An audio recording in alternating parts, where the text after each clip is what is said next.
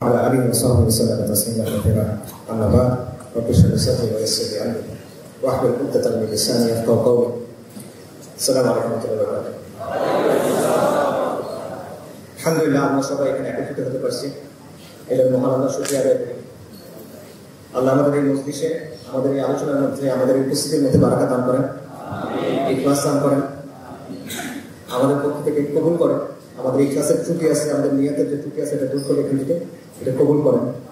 আমাদের রিয়া থেকে, নিফাক থেকে হেফাজত করেন। আপনারা কেমন আছেন? আপনার কতক্ষণ শুনতে পারবেন কথা? আমাকে একজন বলছে যে কুমিল্লার একজন আমাকে বলছে যে কুমিল্লার মানুষটাকে বেশি লম্বা কথা শুনতে পছন্দ করে। তো আমার অনেক লম্বা কথা আছে, সেটা আমি চেষ্টা করতেছি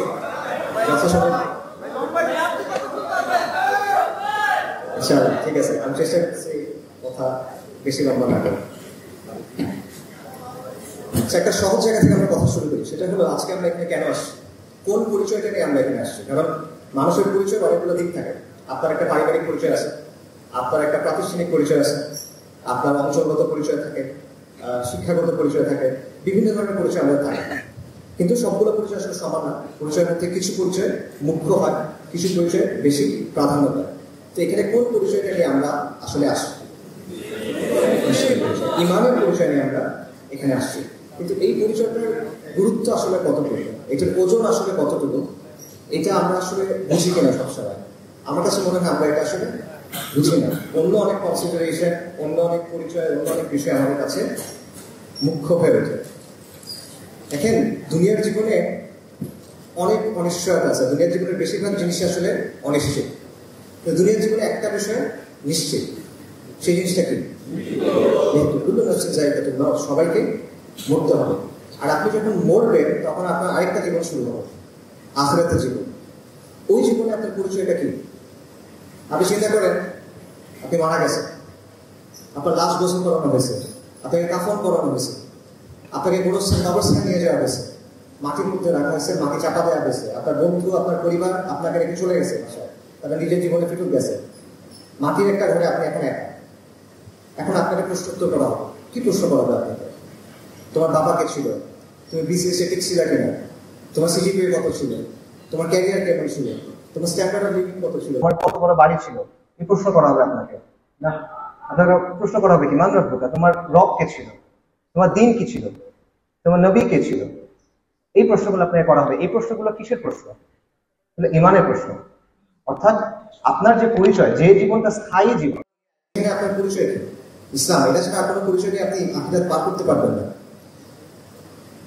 মুসাফির মরুভূমির মধ্যে দিয়ে যাচ্ছে, সে বিশ্রাম নেওয়ার জন্য একটা গাছের নিচে থামলো। এখানে তার অবস্থান কিন্তু অল্প সময়ের জন্য, সেখানে কন্টিনিউয়াসলি থাকবে না। রেল স্টেশনের প্ল্যাটফর্ম, আপনি ট্রেনের জন্য অপেক্ষা করতেছেন, আপনি এখানে সবসময় থাকবেন না।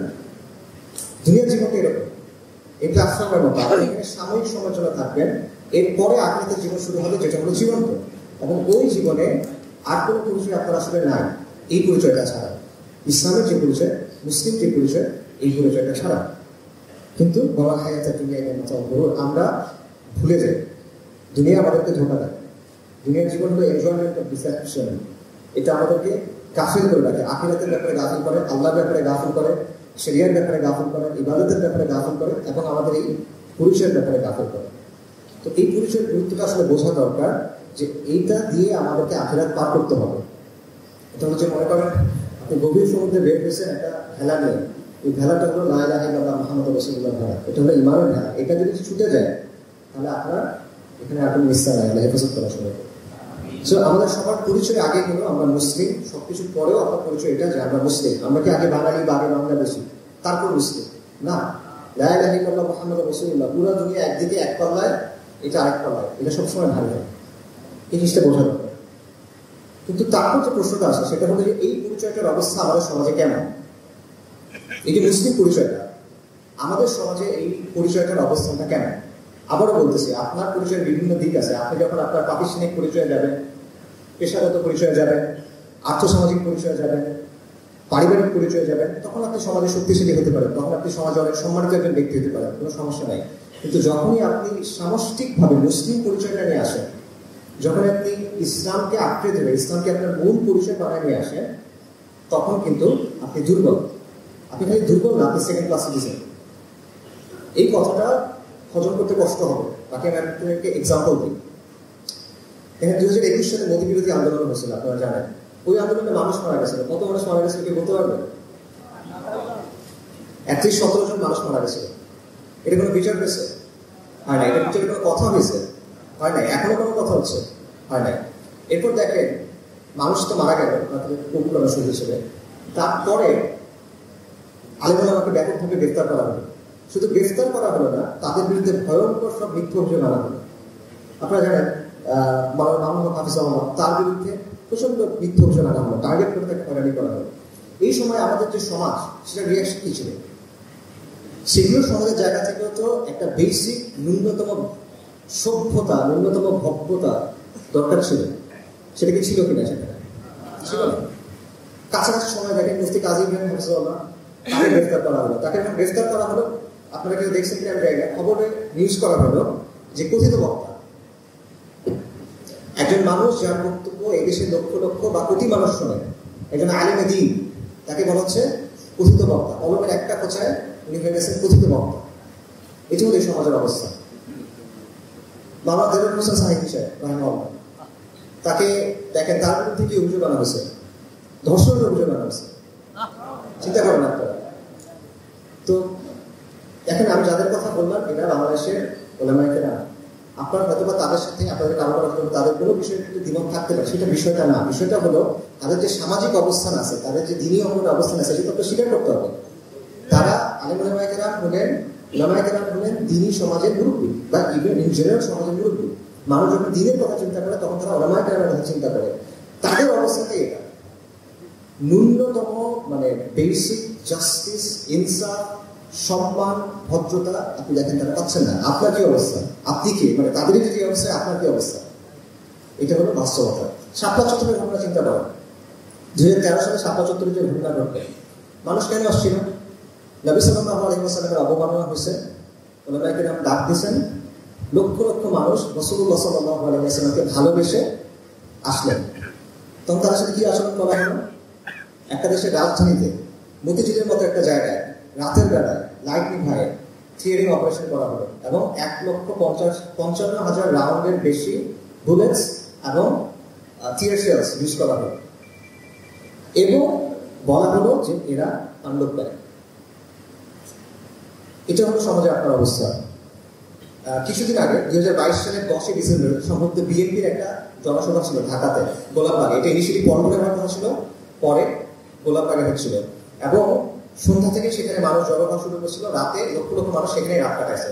তো তখন অনেকের মধ্যে একটা আশঙ্কা ছিল যে ওখানে হয়তো বা ক্র্যাকডাউন হবে, শাপলা চত্বরের মতো ঘটনা হয়তো ওখানে হবে, এরকম কথা অনেকে বলতেছিল। তখন একজন সাংবাদিক, বিখ্যাত সাংবাদিক, আপনারা চিনবেন নাম বললে, বিদেশে থাকে, উনি একটা স্ট্যাটাস লিখছে ফেসবুকে, আমার এখন মনে আছে। উনি বলছেন যে শাপলা চত্বরের হেফাজতের সমাবেশে ক্র্যাকডাউন করা আর গোলাপবাগের বিএনপি সমাবেশে ক্র্যাকডাউন করা, এটার মধ্যে পার্থক্য আছে। এটা মানে কি? মানে হলে হেফাজতের উপর যে যত ইজিলি ক্র্যাকডাউন করা যায়, বিএনপির উপর অত ইজিলি ক্র্যাকডাউন করা যায় না। এটা বাস্তবতা। আসলে আপনারা দেখেন যে নিরাপদ সড়ক যে আন্দোলন হয়েছিল 2018 সালে, ওটা কিন্তু ব্যাপক তীব্র হয়েছিল আন্দোলনটা এক সময়। কিন্তু ওই সময়ও ইভেন হাসিনা সরকারও চিন্তা করে না যে হেফাজতকে যেভাবে দমন করছি, ছাত্রদের এভাবে দমন করি। এটা কিন্তু সে চিন্তা করে নাই। কেন? কারণ আপনি যখন মুসলিম পরিচয় নিয়ে আসেন, আপনি যখন ইসলামের পরিচয় নিয়ে আসেন, তখন আপনাকে যেভাবে দমন করা যায়, আপনার উপর যেভাবে শক্তি প্রয়োগ করা যায়, এটা অন্যদের ক্ষেত্রে করা যায় না। এটা বাস্তবতা। আরো একটা এক্সাম্পল দেখেন, জুলাই আন্দোলনে মাদ্রাসার ছাত্রদের অংশগ্রহণ কেমন ছিল, এটা নিয়ে আমরা একটা সার্ভে করার চেষ্টা করছিলাম। এবং সেই সার্ভে করতে গিয়ে আমরা যেটা দেখলাম, খুবই ইন্টারেস্টিং ব্যাপার, যে যাত্রাবাড়ি এটা শুধু এই সময় আন্দোলনের একটা কি পয়েন্ট, সবচেয়ে তীব্র ইন্টেন্স আন্দোলন এখানে হয়েছে, এখানে নাসাকার হয়েছে, এবং আন্দোলন প্রতিরোধ অনেক বেশি হয়েছে, আপনারা জানেন।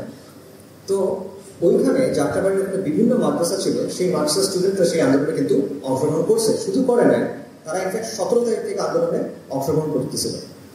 কিন্তু তারা আন্দোলনে অংশগ্রহণ করছে প্যান্ট শার্ট করে, তারা টুপি করে নামে নেয়, তারা পায়জামা পাঞ্জাবি জুব্বা করে নামে নেয়। কেন? আমরা তো জিজ্ঞেস করছিলাম কেন নেয়।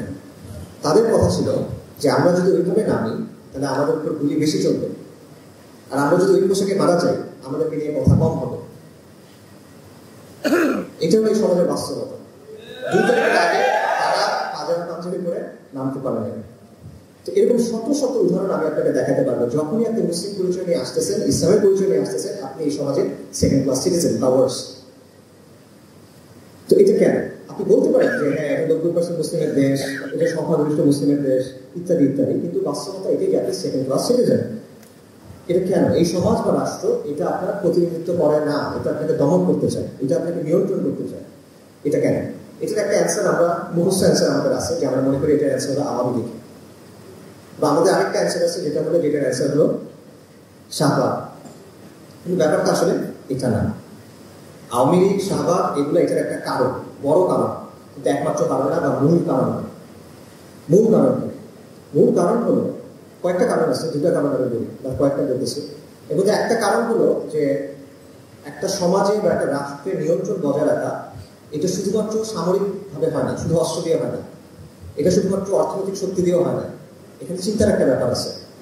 এখানে মানুষের চিন্তাকে নিয়ন্ত্রণ করা, মানুষের চিন্তার কাঠামোকে নিয়ন্ত্রণ করার একটা ব্যাপার আছে। সমাজে যারা ক্ষমতাশীল গোষ্ঠী থাকে তারা কি করে? তারা একদিকে সামরিক শক্তিরা নিয়ন্ত্রণ করে, অর্থনৈতিক শক্তি নিয়ন্ত্রণ করে, পাশাপাশি তারা যেটা করে যে সমাজের মূল বয়ানটা কি হবে এবং সমাজের মূল মূল্যবোধগুলো কি হবে, চেতনাগুলো কি হবে, কোন চেতনাগুলো স্কুলে মানুষ শিখবে, কোন চেতনাগুলো সংস্কৃতি থেকে মানুষ শিখবে, মিডিয়া থেকে মানুষ শিখবে, কোন বিষয়গুলো মানুষ স্বাভাবিক মনে করে বড় হবে, এগুলো তারা ঠিক করে দেয়। এবং এটি ঠিক করার যে ক্ষমতা, এটাকে বলা হয় হেজেমনি। এটা মানুষের চিন্তাটাকে নিয়ন্ত্রণ করে। মানুষ নিজেকে কিভাবে দেখে, মানুষ অতীতকে কিভাবে দেখে, মানুষ বর্তমানকে কিভাবে বুঝে এবং ভবিষ্যৎ নিয়ে কিভাবে চিন্তা করে, এটা তারা ঠিক করে দেয়। এটা সহজভাবে বুঝেন। মনে করেন ফেরাউনের সেনাবাহিনী ছিল না?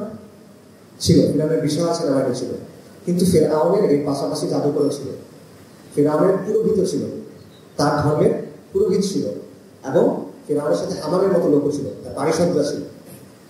তার শাসন টিকা রাখার জন্য দুটাই কিন্তু লাগে, সেনাবাহিনী লাগে, সেনাবাহিনী এক শক্তি দেয়, আবার এই পুরোহিতদেরও লাগে। যে পুরোহিতরা কি করে? তারা মানুষের চিন্তাটাকে নিয়ন্ত্রণ করে, তারা মানুষকে বোঝা যায় ফেরাউন হলো রব, ফেরাউনের কথা মানো, ফেরাউন যে জুলুম করতে সেটা মানো, কোনো সমস্যা নেই, এরকমই হওয়ার কথা ছিল। ঠিক আছে, এইটা হলো সহজ ভাষা। আচ্ছা, আমি একটা উদাহরণ দিই। এই যে আওয়ামী লীগ বা শাহবাগ আমরা বলতেছি না, আওয়ামী লীগ তো এখন নাই, রাজনৈতিকভাবে আওয়ামী লীগ আপনার সামনে এখন নাই, শাহবাগ এখন দুর্লভ। কিন্তু পাঠ্যপুস্তক সংস্কার কমিটি নিয়ে কি ঘটলো এই কিছুদিন আগে করছিল ব্যাপারটা, যে এই কমিটিতে কিছু সদস্য নেওয়া হয়েছিল, তাদের মধ্যে দুজন ব্যক্তির কিছু বক্তব্য ছিল যেগুলোকে ইসলাম বিদ্বেষী মনে করা হচ্ছিল, এবং তারা LGBTQ বা সমকামিতা, ট্রান্সজেন্ডার বা এগুলোর পক্ষে বক্তব্য দিছিল। আমি এই কারণে এটার বিরুদ্ধে প্রতিবাদ করা হলো।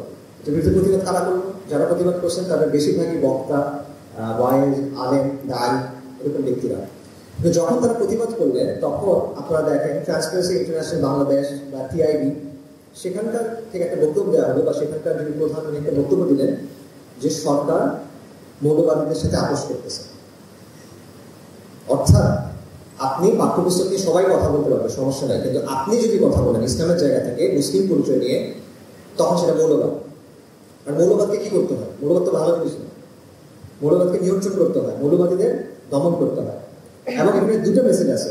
একটা হলো তুমি কথাগুলো বলতে পারবা না, তুমি যদি বলো তাহলে তুমি মৌলবাদী, তোমাকে দমন করবো, তোমাকে নিয়ন্ত্রণ করবো। আরেকটা হলো সরকারের প্রতি মেসেজ, যে তুমি এদেরকে স্পেস কেন দিচ্ছ, তুমি এর সাথে আপোষ কেন করতেছো, তাই না? তুমি এদেরকে হাসিনাকে দমন করতেছো না কেন? সরকারকে মেসেজ। এবং কোনো সরকার কিন্তু চায় না যে সে মৌলবাদীদের কাছাকাছি তাকে দেখা যায়, মৌলবাদীর সাথে তার ছবি উঠতে সে চায় না। দুর্নীতি হতে পারে, মানুষ মারতে পারে, নানান ধরনের অপরাধ করতে পারে, কিন্তু মৌলবাদীদের সাথে থাকা যাবে না। তো আওয়ামী লীগ তো নাই, এই অবস্থা কিন্তু আছে। সো এটাই বলতেছি যে এটা শুধুমাত্র আওয়ামী লীগদের দেখা করতে পারবেন না, শাহবাগ দিয়ে দেখা করতে পারবেন না, এখানে কালচারাল ভিটিমের একটা ব্যাপার আছে। আরেকটা ব্যাপার হলো ভারতীয় সম্প্রসারণ বা এটার একটা বড় ভূমিকা আছে।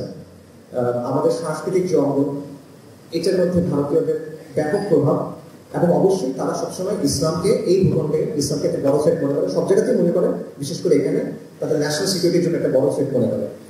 তারপর ওয়ার অফ টেরর যেটা আছে আমেরিকার, সন্ত্রাসের বিরুদ্ধে যুদ্ধ, এটার একটা ভূমিকা আছে। কারণ এটা চায় যে ইসলামের যে রাজনৈতিক দিকগুলো আছে, বা হুকুমতের সাথে ইসলামের যে সম্পর্কের ব্যাপার আছে, বা বিশ্ব রাজনীতিকে ইসলামের জায়গা থেকে দেখা, এই বিষয়গুলোকে সে মনে করে র্যাডিক্যালিজম। সো এই ব্যাপারটাও প্রভাবিত করে আপনার সমাজে আপনার যে অবস্থা বা দমনপীড়নের ব্যাপারটা। পাশাপাশি সেকুলারিজম বা সেকুলার রাষ্ট্রের একটা বড় ভূমিকা আছে। যে সেকুলার রাষ্ট্র বা সেকুলারিজম আমাদের এখানে জোর করে চাপা দেওয়া হয়েছে। এটা কলোনিয়াল সময় এসে ফিরিঙ্গিরা আমাদের উপর চাপাই দিচ্ছে এবং এটা টিকে রাখা হচ্ছে অস্ত্রের জন্য। ঠিক আছে? তো সাধারণ এখন এটার সাথে ইসলামের একটা সংঘর্ষ আছে। ইসলাম কখনো সেকুলারিজম মেনে নিবে না, সেকুলারিজম কখনো পূর্ণাঙ্গ ইসলাম মানতে পারবে না।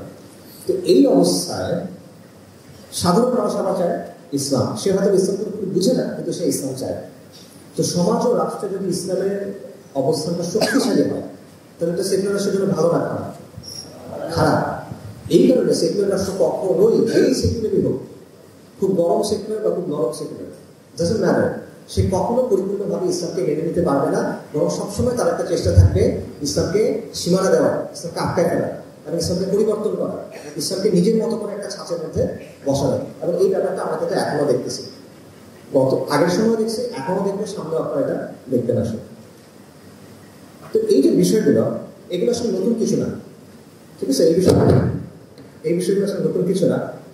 আমরা যে এইখানে সেকেন্ড ক্লাস সিটিজেন, আমাদের অবস্থা যে দুর্বল, এটা আমরা মোটামুটি বুঝি। আমরা হয়তো বা এইভাবে আর্টিকুলেট করি না, কিন্তু এই ব্যাপারটা অনুভূতিটা, উপলব্ধিটা আমাদের মধ্যে আছে। আপনারা দেখবেন যে আজ থেকে 30-40 বছর আগে মাওলানা আব্দুর রহমান রাহিমাহুল্লাহ ওদের একটা বক্তব্য ছিলেন, একটা পুস্তিকা আকারে পরে বের হয়েছে, সেটার নাম ছিল বাংলাদেশের মুসলমানরা মজলুম এবং মাহরুম। অর্থাৎ এই আন্ডারস্ট্যান্ডিংটা আলটিমেটলি ছিল। এটা খালি উনি না, অনেকেই এই বিষয়গুলো আলোচনা করছেন।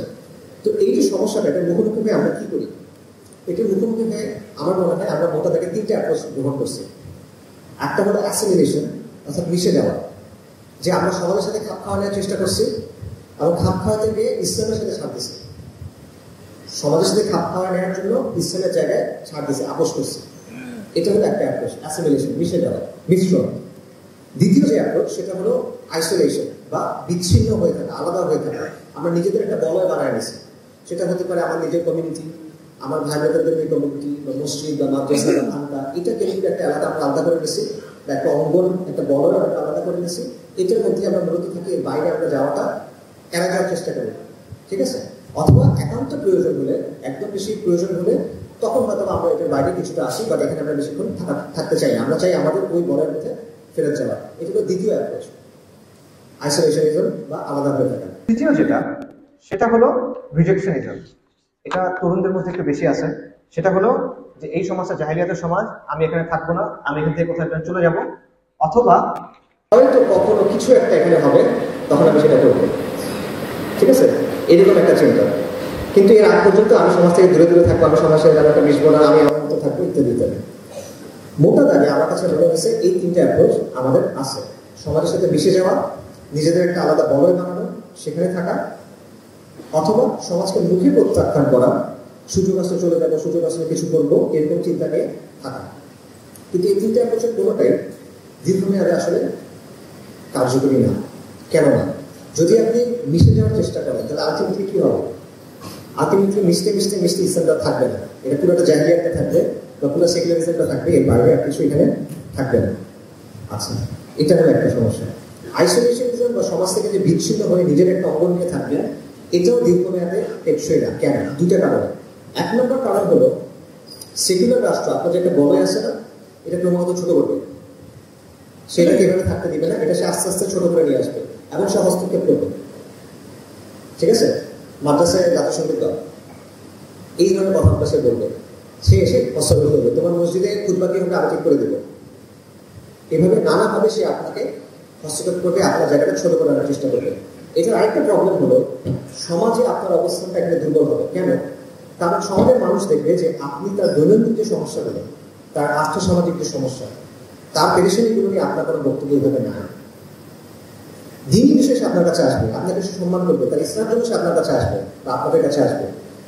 কিন্তু তার নিজের দুনিয়ার যে সমস্যা, সেটার জন্য সে কার কাছে যাবে? সেটার জন্য সে যাবে সেকুলারদের কাছে। তো এটা যে আপনার অবস্থাটা কি হবে? আলটিমেটলি শক্তিশালী হবে না দুর্বল হবে? ডেফিনেটলি দুর্বল হবে। আচ্ছা, আর রিজেকশনের যে অ্যাপ্রোচ, এটা আসলে ভায়াবল না, কারণ আপনি তো আলটিমেটলি সমাজকে পুরোপুরি প্রত্যাখ্যান করতে পারতেছেন না। আপনার বয়স বাড়তেছে, আপনি সমাজের মধ্যেই আছেন, আপনার বয়স বাড়তেছে, আপনার দায়িত্ব বাড়তেছে, আপনার সন্তান সন্ততি হচ্ছে, কিন্তু আপনি কিন্তু আসলে কোনো পরিবর্তনের জন্য কাজও করতেছেন না, কোনো মিনিংফুল কাজ করতে পারতেছেন না। এবং আবারও আপনি কোথাও চলে যাবেন, এটা তো আসলে ধরেন কথার কথা। এটা যদি কেউ করতেও পারে, এটা 1-2 জন পারবে, লক্ষ লক্ষ মানুষের জন্য এটা কোনো অপশন হতে পারে না। তারা কই যাবে? তারা আসলে কেমনে যাবে? এটা একটা বিষয়। আরেকটা বিষয় হলো যে কখনো সুযোগ আসলে কিছু একটা করবো, এই যে চিন্তাটা, আপনি সুযোগ আসলে কিছু করতে পারবেন না, কারণ আপনার উপস্থিতি নাই। দুনিয়াতে এগুলো চলে না যে হঠাৎ করে কিছু একটা আসছে আপনি চলে দিবেন, যে আল মাহাদি আসছে আমি তার মানে বাহিনীতে যোগ দিয়ে দিলাম, ব্যাপারটা তো সোজা না। আল মাহাদির বাহিনীতে যারা যোগ দিতে পারবে বিশাল একটা পরিশুদ্ধির প্রসেসের মধ্যে যাইতে হবে। আপনি ফট করে গিয়ে আল মাহাদির বাহিনীতে আছে, ঠিক আছে প্রেজেন্ট স্যার চলে আসছি। সমস্যা হলো যে তিনটে অ্যাপ্রোচ আছে, আমি মনে করি এই তিনটে অ্যাপ্রোচের কোনোটাই আসলে ভায়াবল না, টেকসই না। আমি বলতেছি না যে এগুলোর মাধ্যমে কোনো ভালো কাজ হয় না, আমি বলতেছি এগুলো ভায়াবল না, টেকসই না। যদি এরকমই থাকে, বর্তমান অবস্থায় চলমান থাকে, তাহলে সামনের অবস্থাটা ভালোভাবে খারাপ হবে, দিন দিন অবনতি হতে থাকবে। এবং আমাদের সামনে বিভিন্ন ধরনের সংকট আছে, আমরা অস্তিত্ব সংকটের মধ্যে করবো। আমি মনে করি অস্তিত্ব সংকট মানে কি? মানে হলো আপনি ইমান নিয়ে সংকটে করবেন। আপনার বাড়ি বাড়ি থাকবে, টাকা পয়সা থাকবে, ফ্যামিলি থাকবে, সবকিছু থাকবে, কিন্তু সমাজের ইমানের জায়গাটা কোনো মতো দুর্বল হতে থাকবে। কারণ ফাহিসার যেটা, জাহেলিয়ার যেটা, আপনি অপসংস্কৃতির প্রভাব পড়বেন, যে বিষয়গুলো বলতে আলটিমেটলি ক্রমাগত কিন্তু বাড়বে। এই সিস্টেমের মধ্যে এটা ক্রমাগত বাড়বে, কমবে না। আর আপনার অবস্থাটা ক্রমাগত দুর্বল হতে থাকবে। এটা রেজাল্ট কি?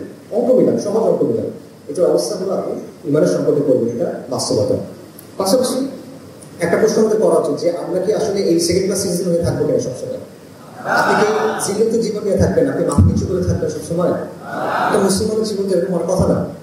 কিন্তু আমরা কিন্তু আলটিমেটলি এটার মধ্যেই বর্তমানে আছেন, বর্তমানটা আপনারা বোঝানোর চেষ্টা করতেছেন। সো এই সংকটের মোকাবেলার জন্য আমি মনে করি নতুন বা বিকল্প পথ চিন্তা করা আমাদের দরকার। এই তিনটা যে পথ বললাম, এর বাইরে বিকল্প পথ দরকার। তো বিকল্প পথ কি হতে পারে? এখানে আমার প্রস্তাবনা হলো, আপনাদের যে একটা বইয়ের কথা বলতেছিল সেখানে কিন্তু ডিটেল লিখছি। আমার প্রস্তাবনা হলো যে এটা হলো ইসলামের মূল্যবোধের আলোকে সমাজকে পরিবর্তন করার চেষ্টা করা। এটা আমি আপনাকে বলতেছি, ইসলামের মূল্যবোধের আলোকে সমাজকে পরিবর্তন করার চেষ্টা করা। এখন ব্যাখ্যা করতেছি। প্রথমটা হলো যে আপনি সমাজের সাথে মিশে যাবেন না, আপনি সমাজকে বদলানোর চেষ্টা করবেন। তার মানে হলো সমাজের প্রচলিত যে মূল্যবোধ আছে, ন্যারেটিভ আছে, সেগুলোকে আপনি চ্যালেঞ্জ করবেন। এবং সেগুলোর প্রগতিশীল যাদের কালচারাল হেজেমনি আছে, যারা সমাজের বয়ানগুলো নিয়ন্ত্রণ করে, যারা সমাজের চিন্তাগুলো নিয়ন্ত্রণ করে, তাদের বক্তব্যগুলো, যাদের চিন্তাটা, সেগুলো আপনি খণ্ডন করবেন বা অ্যাটাক করবেন বা ভাঙবেন সেগুলো। এবং আপনি আদর্শিক লড়াই করবেন ইসলামের জায়গা থেকে। দ্বিতীয় বিষয় যেটা, সেটা হলো আপনি বিচ্ছিন্ন হয়ে থাকবেন না, বরং আপনি সমাজের সাথে এঙ্গেজমেন্ট করবেন, সবার সাথে মিশবেন। কিভাবে মিশবেন? সমাজের মুনকারগুলোর বিরুদ্ধে আপনি অবস্থান নেবেন এবং সমাজের মানুষের সমস্যাগুলোর ইসলামের সমাধান দেওয়ার চেষ্টা করবেন, এবং আপনি ইসলামকে একটা ভায়াবল সলিউশন হিসেবে তার সাথে প্রেজেন্ট করার চেষ্টা করবেন। এবং আপনি জাহিলিয়াতকে প্রত্যাখ্যান করবেন এবং মানুষকে পূর্ণাঙ্গ দিনের দিকে আহ্বান করবেন। এটা খালি মুখের প্রত্যাখ্যান না, আপনি সমাজে ইতিবাচক পরিবর্তনের চেষ্টা করবেন এবং আপনি বলবেন যে আপনারা জাহিলিয়াত থেকে ইসলামের দিকে আসেন। এটা হলো বাংলা কথা, আমি আরো ব্যাখ্যা করতেছি। দেখেন, নবীদের দাওয়া, আম্বিয়া কেরাম আলাইহিস সালাতু ওয়াস সালাম, তাদের দাওয়ার মৌলিক কিছু বৈশিষ্ট্য ছিল। প্রথম বৈশিষ্ট্য ছিল কুফর বিত্তাআলুক ওয়া ঈমান বিল্লাহ, সব মিথ্যা ইলাহকে অস্বীকার করা, সব মিথ্যা দিনকে অস্বীকার করা, নাফি করা। তারপর তাওহীদকে সত্যায়ন করা, তাওহীদের সাক্ষ্য দেওয়া। তারপর তাদের দাওয়ার একটা বৈশিষ্ট্য ছিল আমর বিল মারুফ ওয়া নাহই আনিল মুনকার। তারা সমাজের মুনকারের বিরুদ্ধে বলছেন বা বাধা দেওয়ার চেষ্টা করছেন সামর্থ্য থাকলে, এবং তারা মানুষকে সৎ কাজের আদেশ করছে বা সৎ কাজের দিকে ডাকছেন। এবং আরেকটা বিষয় ছিল, মৌলিক বিষয়, সেটা হলো আল ওয়ালা ওয়াল বারা, যে আল্লাহ যে জিনিসটা ভালোবাসেন সেটাকে আমি ভালোবাসবো, যাদেরকে ভালোবাসেন তাদেরকে আমি ভালোবাসবো। আল্লাহ যে জিনিসটা অপছন্দ করেন বা ঘৃণা করেন, যাদেরকে অপছন্দ করেন বা ঘৃণা করেন, সেই বিষয়গুলোকে, সেই জিনিসগুলোকে আমি অপছন্দ করবো, আমি ঘৃণা করবো। ঠিক আছে? এবং এই তিনটে জিনিস যখন কোনো দাওয়ার মধ্যে একসাথে হয়, কুফর বিত্তাআলুক ওয়া ঈমান বিল্লাহ, আমর বিল মারুফ ওয়া নাহই আনিল মুনকার এবং আল ওয়ালা ওয়াল বারা, এই তিনটে জিনিস যখন একসাথে হয়, তখন সমাজের মধ্যে দেখবেন ভাগ হয়ে যায়, সমাজের মধ্যে পোলারাইজেশন হয়, মেরুকরণ ঘটে। সব নবীদের দাওয়ার ক্ষেত্রে আপনারা দেখবেন এই জিনিসটা হয়েছে। এক পক্ষ ঈমানের তাবুতে চলে আসে, আরেক পক্ষ কুফরের তাবুতে চলে যায়, শিরকের তাবুতে চলে যায়। আমার প্রস্তাবনা এটাই যে আপনি তাওহীদের দাওয়ার অংশ হিসেবে কি করবেন, যে মিথ্যা তন্ত্রমন্ত্র আছে, যে মিথ্যা ইলাহগুলো আছে, সেটা যাদের উপর আল্লাহর বৈশিষ্ট্য আরোপ করা হয় বর্তমান সময়ে, সেগুলোকে আপনি প্রত্যাখ্যান করবেন। সেই মিথ্যা দিনগুলোকে আপনি প্রত্যাখ্যান করবেন, সেই মিথ্যা মূর্তিগুলোকে আপনি প্রত্যাখ্যান করবেন। সেগুলো রাষ্ট্র হইতে পারে, জাতিসংঘ হইতে পারে, whatever, সেগুলোকে আপনি প্রত্যাখ্যান করবেন। পাশাপাশি এগুলো বর্জনের দাওয়া আপনি করবেন, সেটা নিঃশ্বাসীভাবে, অর্থাৎ কোরআন সুন্নাহর আলোকে অবশ্যই, পাশাপাশি বুদ্ধিভিত্তিকভাবে। ঠিক আছে? কুফর বিত্তাআলুক, ঈমান বিল্লাহ, এবং এটা হলো তার ন্যারেটিভটা ভালো। এবং ঈমান বিল্লাহ হলো যে আপনি পরিপূর্ণভাবে দ্বীন ইসলামকে আঁকড়ে ধরবেন, সামগ্রিকভাবে দ্বীন ইসলামকে, কোনো কিছু ছেড়ে না, দ্বীন ইসলামের পুরো অংশটাকে আপনি গ্রহণ করবেন, ইসলামের পুরো ওয়ার্ল্ডকে আপনি ধারণ করবেন এবং এইটার দিকে দাওয়াত দিবেন। পাশাপাশি আমর বিল মারুফ ওয়া নাহই আনিল মুনকার, সেটা হলো ইসলামের শিক্ষার আলোকে সমাজের মুনকারগুলো নিয়ে আপনি কথা বলবেন। একটু আগে বলতেছিলাম যে মানুষের সমস্যাগুলোর সমাধান আপনি ইসলামের জায়গা থেকে দেওয়ার চেষ্টা করবেন, তাদের সামনে ইসলামকে একটা ভায়াবল সলিউশন হিসেবে প্রেজেন্ট করবেন। এবং আল-ওয়ালা ওয়াল-বারা সেটা হলো কুফর এবং কুফরের যে অনুসারী আছে তাদের সাথে বারাত ঘোষণা করা, তাদের সাথে সম্পর্ক ছেদ করা। ইসলাম এবং সেকুলারিজমের যে দ্বন্দ্ব, আল্লাহর আইন এবং গায়রুল্লাহর আইনের যে দ্বন্দ্ব, এটাকে মূল প্রশ্ন হিসেবে সামনে নিয়ে আসা। এবং মুসলিমরা আপনার মিত্র হবে, মুসলিমরা আপনার মিত্র হবে। সেটা মত পার্থক্য থাকবে, আপনার সাথে মানহাজ মাসলাকের পার্থক্য থাকবে, সেটা সমস্যা না। মুসলিমরা আহলুল কিবলা আপনার মিত্র হবে, আর যারা আহলুল কুফর আহলুল শিরক তারা আপনার প্রতিপক্ষ হবে। এই জিনিসটা স্পষ্ট করতে হবে। যদি এটা করা হয় তাহলে অটোমেটিক্যালি আপনি দেখবেন যে সমাজের মধ্যে এই প্রশ্নটা মূল প্রশ্নের জায়গায় চলে আসবে। এখন মূল প্রশ্ন হলো সংস্কার নাকি নির্বাচন, বা ফ্যাসিবাদ নাকি চেতনা, বা এ দল নাকি বি দল। এই প্রশ্নগুলো হলো আমাদের সমাজের মোটামুটি মৌলিক প্রশ্নের জায়গায়। এই জায়গাগুলোতে তখন আসবে যে ইসলাম সেকুলারিজম, আল্লাহর আইন নাকি গায়রুল্লাহর আইন, আল্লাহর দিন নাকি মানুষের বানানো দিন। এই প্রশ্নগুলো তখন মৌলিক জায়গায় চলে আসবে। এবং এটার জন্য আপনার দুটো জায়গায় কাজ করতে হবে, একটা হলো বাস্তব ময়দানে, একটা হলো আদর্শিক ময়দানে। এই সবগুলো কথাই পুরোনো কথা, এগুলো নতুন কিছু না। আপনারা অনেক সময় বিভিন্ন কিতাবাদিতে ওনাদের আলোচনায় এগুলো পাইছেন। এর সাথে বাস্তব ময়দানে তাদের ক্ষেত্রে একটা বিষয় প্রস্তাব করবো, সেটা হলো সোশ্যাল অ্যাক্টিভিজম, বা এটাকে কমিউনিটি অর্গানাইজিং বলে, এটাকে গ্রাসরুটস অ্যাক্টিভিজম বলে, নানা কথা বলা হয়। বাট মূল বিষয়টা সহজ। এটার মানে হলো স্থানীয় পর্যায়ে আপনারা যে যে পর্যায়ে আছে সেই জায়গায় মানুষকে একত্রিত করা, তাদেরকে দিনের দিকে ডাকা, এবং সমাজে ইতিবাচক পরিবর্তন আনার জন্য তাদের যে শক্তি আছে, তাদের যে সামর্থ্য আছে এবং তাদের যে সংখ্যা আছে, আবারও বলছি, সমাজে ইতিবাচক পরিবর্তন আনার জন্য তাদের শক্তি, সামর্থ্য এবং সংখ্যা, এগুলোকে কাজে লাগানো। এটা হলো সোশ্যাল অ্যাক্টিভিজম। সহজ মনে করেন আপনি নিজ এলাকায় হালাকা করতেছেন, ঠিক আছে, অথবা এলাকার কিছু তরুণ একসাথে সমাজ কল্যাণ টাইপের কিছু কাজকর্ম করতেছে, এলাকার ইস্যু নিয়ে কাজ করতেছে, এগুলো অ্যাক্টিভিজম, সোশ্যাল অ্যাক্টিভিজম। অথবা আপনি স্কুল, কলেজ, বিশ্ববিদ্যালয়ের যে স্টুডেন্টরা আছে তাদের জন্য বিভিন্ন আয়োজন করতেছেন, career counselling, porn addiction, screen addiction, time management, self হেল্পের বিষয়, এরকম যে কোনো বিষয়ে আপনি তাদের জন্য আয়োজন করতেছেন, তাদের জন্য খেলাধুলার আয়োজন করছেন, ঘুরতে যাচ্ছেন, তাদের সাথে এনগেজমেন্ট করতেছেন এবং তাদেরকে এর মাধ্যমে দিনের দিকে রাখতেছেন। এটা অ্যাক্টিভিজম। তারা দৈনন্দিন জীবনের সমস্যাগুলোর সমাধান দিচ্ছে, এগুলো অ্যাক্টিভিজম। পাশাপাশি বিভিন্ন সামাজিক ইস্যু নিয়ে মনে করেন আপনি সোচ্চার হচ্ছেন, আপনি হয়তো লিফলেটিং করতেছেন, পোস্টারিং করতেছেন, আলোচনা করতেছেন, সেমিনার আয়োজন করতেছেন, মানববন্ধন করেন, মিছিল করেন, এই সবগুলো হলো সোশ্যাল অ্যাক্টিভিজম। এখন এই কর্মকাণ্ডের উদ্দেশ্যটা কি, আসলে এটা করে লাভটা কি, কেন করতেছি এটা? এটা লাভটা হলো যে আপনি জনপরিসরে, আমি বলতেছিলাম না আপনি সেকেন্ড ক্লাস সিটিজেন, আপনি যখন আসেন আপনি দুর্বল, আপনাকে দাঁড়াতে দেওয়া হয় না, আপনাকে সন্দেহের চোখে দেখা হয়, এই জায়গাটা পরিবর্তন করা। এবং এই জায়গাটা আপনার কাজ করে করে পরিবর্তন করতে হবে, একটা জায়গা আপনার করে নিতে হবে, কেউ আপনাকে জায়গাটা সে দিয়ে যাবে না। ফর এক্সাম্পল, আজকে এখানে যে শিল্পকলার অনুষ্ঠান হচ্ছে, এর আগে এখানে এরকম অনুষ্ঠান হয়েছে কিনা? না, বা যদিও হয় অনেক কম হয়েছে। এবং এটা কিন্তু মানুষের কাছে অপরিচিত একটা বিষয়, অনেক মানুষই এটা একটু সন্দেহ চলে দিচ্ছে যে আসলে এখানে কি হচ্ছে, কেন হচ্ছে, নানা বিষয় আছে। বাট আপনি যদি কন্টিনিউসলি করতে থাকেন তখন কিন্তু এটা অ্যাকসেপ্টেড হয়ে যাবে, নর্মালাইজ হয়ে যাবে। অর্থাৎ আপনি দাঁড়ানোর জায়গাটা এবং সমাজের অ্যাকসেপ্টেড হওয়া বা সমাজের কাছে নর্মালাইজ হয়ে যাওয়া, এই ব্যাপারটা কিছুটা হলেও অর্জন করতে পারবেন। এই যে মানুষের কাছে এটা অপরিচিত, এই বিষয়টা আপনি ভেঙে দিতে পারবেন। তো এটা, এই জায়গাটা বর্তমানে আপনার নাই, এই জায়গাটা আপনার করে নিতে হবে, এই অবস্থাটা আপনার তৈরি করে নিতে হবে। এটা কথা বলে হবে না, এটা অনলাইনে লেখালেখি করে হবে না, এটা আপনার এই কাজগুলোর মাধ্যমে করে নিতে হবে, যেগুলো আমি সোশ্যাল অ্যাক্টিভিজম বলতেছিলাম, এগুলোর মাধ্যমে জিনিসটা করে নিতে হবে। পাশাপাশি সোশ্যাল অ্যাক্টিভিজমের আরেকটা উদ্দেশ্য হলো জনগণের যে শক্তি, এটাকে কাজে লাগানো। মনে করেন, ধরেন কুমিল্লাতে কোনো একটা এনজিও একটা এলজিবিটিকিউ সেন্টার করলো, কথার কথা। এখন এটার বিরুদ্ধে আপনি কি 5,000 মানুষ একত্রিত করতে পারবেন? জুমার পর না, জুমার পর পারবেন না, জুমার সারা অন্য দিন সমাজের অন্য দিন পারবেন কিনা? পারবেন না, প্রভাবলি পারবেন না। যদি পারেন আপনি কয়েকদিন তাকে ওখানে রাখতে পারবেন? রাখতে পারবেন না। যদি পারেন তাহলে এটা একটা শক্তি, এটা একটা বড় শক্তি। আসলে আপনার জুড়ে আন্দোলনে দেখছেন যে এই জিনিসটা আসলে কেন একটা বড় শক্তি। সো জনগণের শক্তিটা আপনার কাছে এখন নাই, জনগণ আপনার সাথে হতে আছে। জনগণ এলজিবিটিকে পছন্দ করে না, আপনি যদি তার কাছে গিয়ে বলেন সে আপনার সমর্থন করবে, সে ইসলামকে সমর্থন করে, ইসলাম ভালো সব কিছু আছে, কিন্তু তার সমর্থনটা নিষ্ক্রিয় সমর্থন। এই নিষ্ক্রিয় সমর্থনকে আপনার লাভ নয়, এটাকে আপনার সক্রিয় সমর্থনে পরিণত করতে হবে। সো এই কাজগুলো সেটার একটা মাধ্যম, এটার মাধ্যমে আপনি এই জিনিসটা অর্জন করতে পারবেন। পাশাপাশি আরেকটা বিষয় হলো যে এটাকে বলে ম্যাস মোবালাইজেশন বা মানুষকে মোবালাইজ করা। এই জিনিসটা শুধু করতে পারলে হবে না, কারণ আমাদের এখানে অনেক ম্যাস মোবালাইজেশন হয়। আপনি দেখবেন যে বিভিন্ন ইস্যুতে লাখ লাখ মানুষের রাস্তায় নামে, কিন্তু এটা শুধুমাত্র ইস্যু ভিত্তিক হলে হবে না। আপনি যদি দীর্ঘমেয়াদে সফলতা চান তাহলে কি করতে হবে?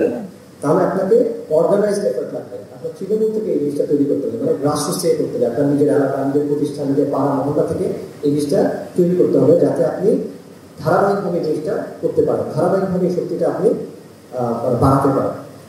আচ্ছা, তো এবং এই আবারও বলতেছি, এই কাজটা সমাজে কাজ করে করে অ্যাক্টিভিজমের মাধ্যমে করতে হবে। এটা শুধুমাত্র বয়ান দিয়ে, এটা শুধুমাত্র বক্তব্য দিয়ে কথা বলে হবে না। আমাদের সমাজে অনেক বক্তা আছেন, অনেক বড় বড় বক্তা আছেন, এবং তাদের লক্ষ লক্ষ বা ইভেন কোটি ভক্ত আছে, কিন্তু বক্তার ভক্ত দিয়ে এই কাজটা হবে না। আপনার কর্মী লাগবে, আপনার সমাজ কর্মী লাগবে, ঠিক আছে, আপনার অ্যাক্টিভিস্ট লাগবে। তো এই দুটো অক্ষে যদি কাজ করতে পারে, একটা হলো আদর্শিক, একটা হলো বাস্তবায়ন, তাহলে আমি মনে করি, ধরুন কথা 10-15 বছর যদি আপনি কাজ করতে পারেন, তাহলে দুটো জিনিস পরিবর্তন হতে পারে। একটা হলো সমাজের মনোজগতে একটা পরিবর্তন আসবে, আরেকটা হলো আপনি সামাজিক শক্তি অর্জন করতে পারবেন। এটা মানে কি? সমাজের মনোজগতে পরিবর্তন মানে সব মানুষ মুসলিম হয়ে যাবে না, সব মানুষ আপনার চিন্তাটা ধারণ করবে না। এটার মানে হলো যারা আপনার পক্ষে না, তাদের কাছে বিষয়টা গুরুত্বপূর্ণ হবে, তারা এটা নিয়ে ভাববে। ওই যে বললাম, আমাদের সমাজে এটা কিন্তু মূল প্রশ্ন না। ইসলাম আমাদের, মানে আমরা যদি কোনো একটা জায়গায় আলোচনা করি বা প্রায়োরিটি একটা লিস্ট করি, সেখানে ইসলাম কিন্তু অনেক নিচে আসে। এইটা একদম শুরুতে চলে আসবে, এটা মূল প্রশ্ন হয়ে দাঁড়াবে। যে আপনার বিপক্ষে, সেও এটা নিয়ে চিন্তা করবে। এটা হলো সমাজের মনোজগতে পরিবর্তন। তাকে চিন্তা করতে হবে যে আমার যে কোনো একটা চুজ করতে হবে, এখানে আমার যে কোনো একটা বেছে নিতে হবে, এই পরিবর্তনটা আসবে। আর সামাজিক শক্তি মানে হলো সহজ ভাষায় পারিপার্শ্বিকতাকে নিয়ন্ত্রণ করার ক্ষমতা এবং প্রভাব অর্জন করা এবং চাপ প্রয়োগের ক্ষমতা। একদম সহজভাবে যদি বলি, আমি আপনাদের একটা এক্সাম্পল দিই। আপনাদের অনুষ্ঠানের সেখানে ইতিহাসের কথা আছে, সো আমি ইতিহাস থেকে আপনাদের একটা এক্সাম্পল দিই। সামাজিক শক্তি অর্জনের ইতিহাস বা ঐতিহাসিক উদাহরণ হলো, আমার মতে খুব ভালো উদাহরণ হলো ফরাইজি আন্দোলন, বাংলাদেশের বা পূর্ব বাংলার ফরাইজি আন্দোলন। আপনারা জানেন যে আন্দোলনটা শুরু হয় 1818 সালে, আলী শরীয়তুল্লাহ রাহিমাহুল্লাহ তিনি শুরু করেন। এবং এটার ব্যাপারে আমাদের কিছু চিন্তা ভাবনা আছে যে এটা ছিল একটা মূলত সমাজ সংস্কার বা ধর্মীয় সংস্কারমূলক আন্দোলন। যে ফরাইজিরা কি করতো, তারা 5টা ফরজ আদায় করতে বলতো, তারা বিদআত থেকে দূরে থাকতে বলতো, শিরক থেকে দূরে থাকতে বলতো, হারাম থেকে দূরে থাকতে বলতো। হ্যাঁ, তারা এগুলো করতো, বাট তাদের কার্যক্রম আসলে এর চেয়েও ব্যাপক ছিল। এখানে আরো অন্যান্য বেশ কিছু ডাইমেনশন ছিল, যেটা হয়তো আমরা জানি না।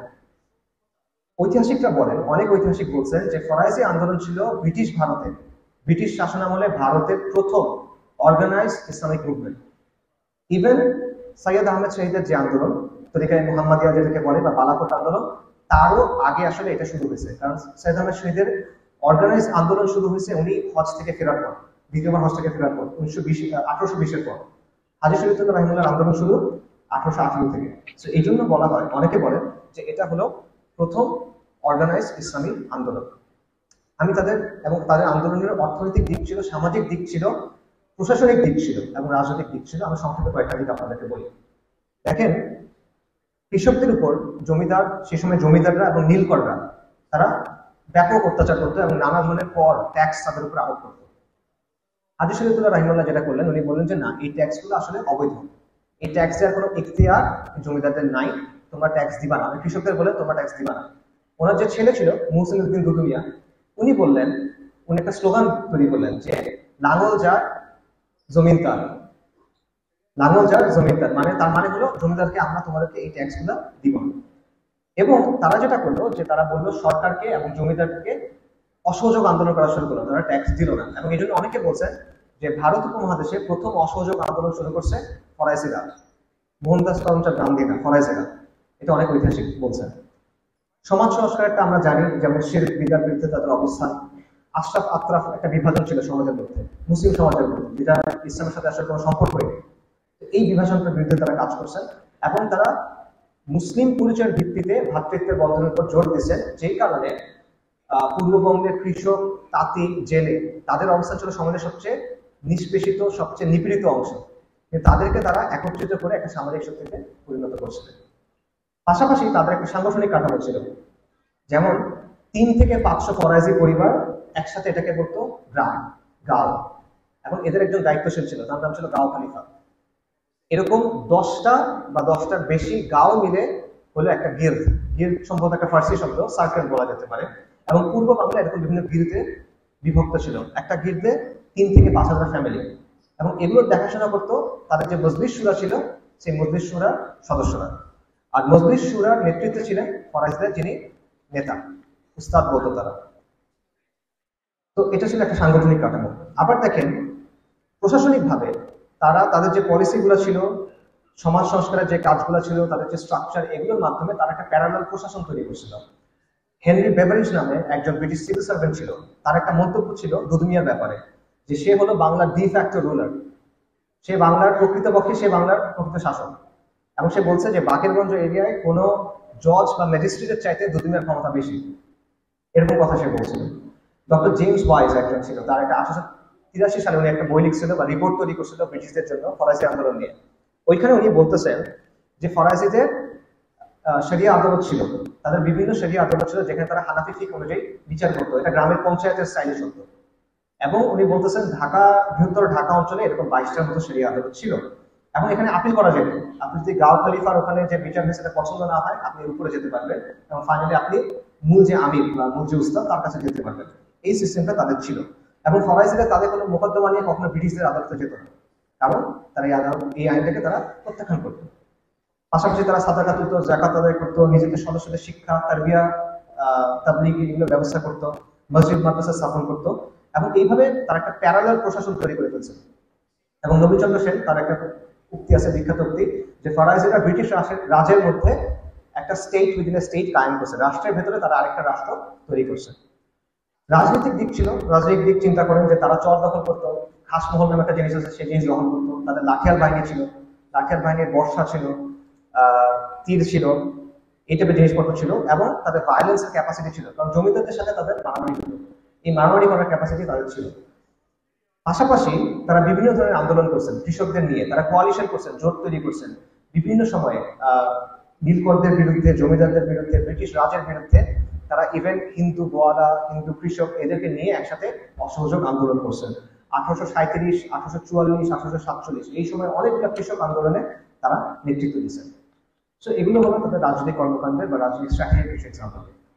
আবার দেখেন ফরাসিদের অবস্থান ছিল, শাহ আব্দুল আজিজ দেহলভি রাহিমাহুল্লাহ, উনি 1803 সালে একটা ফতোয়া দিয়েছিলেন যে এটা হলো দারুল হার্ব, ব্রিটিশ শাসনের অধীনে ভারতবর্ষ দারুল হার্ব। ফরাসিরা মনে করতো যে ভারতবর্ষ দারুল হার্ব, এবং এই জন্য তারা জুমার সালাত আদায় করতো না, জুমার নামাজ পড়তো না। এখন একটা ফিকি একটা বিষয়, এখানে মত পার্থক্য অনেক জায়গা আছে, ওটা পয়েন্টটা না, পয়েন্টটা হলো এটা একটা পলিটিক্যাল পজিশন ছিল তাদের। এবং তারা ব্রিটিশ আইনের একটা প্রত্যাখ্যান এই জায়গাটার মধ্যে ছিল, যে তারা ব্রিটিশদের শাসনটাকে প্রত্যাখ্যান করে, তারা এটাকে গ্রহণ করে না, তারা এটাকে মানে না। ফরাসিদের সাথে তিতুমিরের আন্দোলনের সম্পর্ক ছিল, সমসাময়িক কিন্তু তাদের ওখানে একটা সম্পর্ক ছিল। সাইদ আহমেদ শহীদের যে অনুসারীরা পরবর্তীতে কাজ করে গেছেন, মাওলানা মিলায়াত আলী, মাওলানা ইলায়াত আলী, তাদের সাথে তাদের একটা সম্পর্ক ছিল, তাদেরকে তারা সাহায্য সহযোগিতা করতেন। পাশাপাশি 1857 সালে যে আজাদী আন্দোলন বা বিদ্রোহ, সেখানে তারা সাহায্য সহযোগিতা করার চেষ্টা করছে। কিন্তু ইন্টারেস্টিং বিষয় হলো তারা দারুল হার্ব বলছে, তারা তিতুমিরকে সাহায্য করছে, সাইদ আহমেদ শহীদের আন্দোলনকে সাহায্য করছে, কিন্তু তারা নিজেরা কিন্তু জিহাদ করে নাই। এটা কেন করে নাই সেটা স্পষ্ট কোনো উত্তর নাই, বাট একটা উত্তর হয়তো আমরা অ্যাসিউম করতে পারি।